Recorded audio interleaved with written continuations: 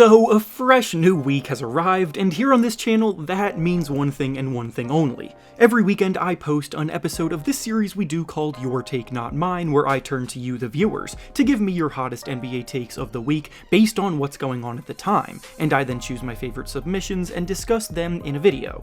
This week, we got some updates on popular storylines that were going around, more primetime matchups went down between top teams, and the awards races started to really heat up, especially the MVP race. So of course, we have plenty to discuss. In order to submit your takes, I make a community post on either the day of or the day before the video, similar to the one that you see on your screen now, so if you want a chance to be featured in a future episode, be sure to stay on the lookout for that. Before we start though, I want to thank the sponsor of today's video, PrizePicks. As the 2023 NBA season continues on, PrizePicks is the best and easiest way to play daily fantasy to stay engaged on all of the excitement. All you have to do is pick between 2 and 6 players and the over or unders on their projections, and you can win up to 20 times your original entry. Choose between points, rebounds, assists, three-pointers made, fantasy points, and more, plus you can even make mixed sports entries, so if you also happen to be a fan of football, baseball, soccer, or anything else, PrizePicks has you covered. When you play at PrizePicks, you're also not competing against anyone else, it's simply you versus the projections available. For today's slate of games, I'm looking at playing Michael Porter Jr. to score over 15.5 points, Anthony Davis to score over 27.5 points, and Chris Paul to dish out over 9.5 assists. By going down to the link in the description of this video and using promo code REFERENCE when you sign up, you also get a deposit match bonus of up to $100. Once again, thank you to PrizePicks for sponsoring today's video. Now let's get back to the topic at hand.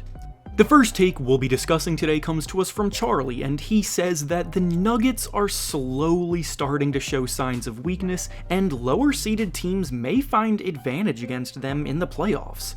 For a majority of the season, it was smooth sailing for the Nuggets. They've been sitting atop the Western Conference standings for a few months now, and Nikola Jokic was the leading MVP candidate in the race for most of that span. But lately, a lot has been changing, and there is some valid cause for concern there. They have lost 5 of their last 6 games, with 1 win in that span coming against the Detroit Pistons, who are the worst team in the league this year, and the losses have come against the Bulls, Nets, Raptors, Spurs, and Knicks. In fact, the stretch has gotten so bad that Nuggets coach Mike Malone said in a post-game press conference that he is not happy at all with the state of the team's defense, saying that he is, quote, looking for guys that can guard, and that the defense has been non-existent.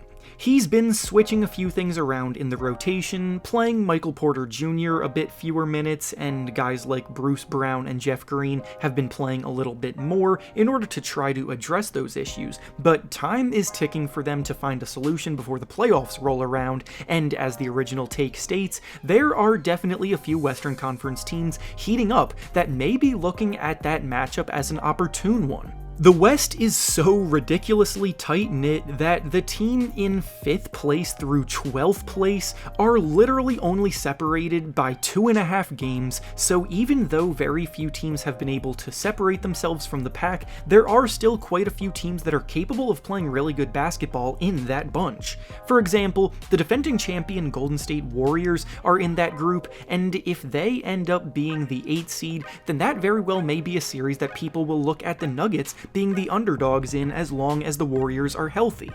The Mavericks are also in that group, and while the pairing of Luka Doncic and Kyrie Irving are still getting acclimated, that would be the furthest thing from an ideal first-round matchup for the Nuggets. Needless to say, the Nuggets may not be in panic mode by any means, but I don't think it's crazy to imagine a difficult first-round series coming for them. The next take we'll be discussing today comes to us from Kelly, and he says that Jalen Williams should be considered the real Rookie of the Year this season and could be considered the better long-term prospect than Paolo Banchero. The Rookie of the Year discussion has flown under the radar for pretty much the entire season because for the first time in a while, it seemed like a one-man race without much competition. Paolo Banchero was the #1 pick in the draft last year and has for the most part lived up to the hype. up. He's scoring about 20 points per game, he's showing the flashes as a scorer that you wanted to see from him in his first year, and no other rookie really comes close to the production that he's been putting up on the season as a whole. The Rookie of the Year award is something that you need to look at the entire season to award, so regarding the first part of the original take, I am going to disagree because Banchero far and away has had better season production overall. However, the second part of the take where they say that they would take Jalen Williams over Paolo Banchero long term is where the conversation gets interesting.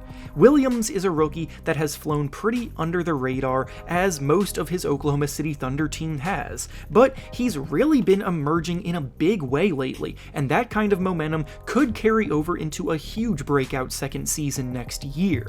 Over his last 10 games, Jalen Williams has been averaging about 22 points, 6 rebounds, and 5 assists per game while shooting the ball 58% from the field and 48% from 3. He's a big-bodied wing player who uses his strength and physicality well around the basket. He's a very good cutter, he's taking advantage of open looks from deep lately, and he's really starting to look like he's understanding the NBA game, and as a result, his playmaking is also popping.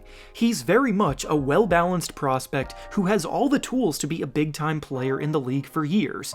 Now, I still think it's too early to say that he'll be better than Paolo long-term, but I don't think people who feel that way are crazy by any means. And finally, the last take we'll be discussing today comes to us from Ryan, and he says that the Warriors' time at the top is officially over. It's safe to say at this point that the Warriors' title defense is not quite going as well as planned. They're 500, they are in the huge conglomerate in the middling Western Conference teams fighting for a playoff spot, and they are absolutely dreadful playing games on the road with a record of 7-29 in road games, which is the 4th worst record on the road in the entire NBA. After all of the success this team has accomplished over the years, it's reasonable for people to view them as a group capable of flipping the switch in the games that matter, but honestly, I'm much more skeptical about this group in particular. For one, their bench isn't nearly as good as it has been in past years. Secondly, they rank in the middle of the pack both offensively and defensively as a team compared to prior seasons when they've at least either had a top-ranked offense, defense, or both some years. And lastly, Andrew Wiggins may not be coming back, so they're now even more depleted. We very well may be watching the end of the Warriors dynasty, because as their main core ages, it's not going to get any easier for them. A ton of money is already tied up in the group, so they don't have much else to spend on help, and they're already slowing down as is. This postseason may be their last chance, so we'll just have to wait and see how things play out. And with that being said, that's all I have for you today. Make sure to like the video, subscribe to the channel, and comment down below what you think about the takes we discussed. Thanks for watching, and I'll see you all next time.